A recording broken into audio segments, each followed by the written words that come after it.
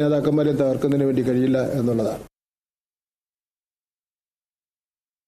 കാസർഗോഡ് പ്രധാനാധ്യാപകന്റെ അടിയേറ്റ് വിദ്യാർത്ഥിയുടെ കർണപടം പൊട്ടിയ സംഭവത്തിൽ അന്വേഷണം പ്രഖ്യാപിച്ച വിദ്യാഭ്യാസ മന്ത്രി വി ശിവൻകുട്ടി.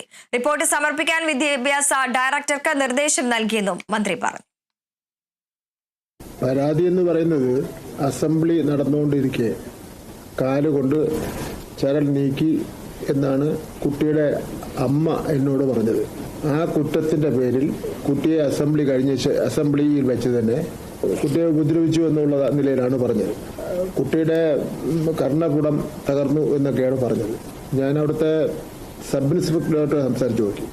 ഈ സ്കൂളിലിരിക്കുന്ന സ്ഥലത്ത് ഇതുവരെ പരാതി ഒന്നും കൊടുത്തിട്ടില്ല. കുട്ടിയുടെ അമ്മയോട് ചോദിച്ചു.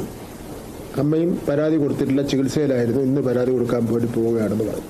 ഞാൻ വിദ്യാഭ്യാസ ഡെപ്യൂട്ടി ഡയറക്ടറുമായി ഫോണിൽ രാവിലെ സംസാരിച്ചു. ഇതിനെ സംബന്ധിച്ചിടത്തോളം സത്യസ്ഥിതി അന്വേഷിക്കാൻ വേണ്ടി ഞാൻ സൂചിപ്പിച്ചു.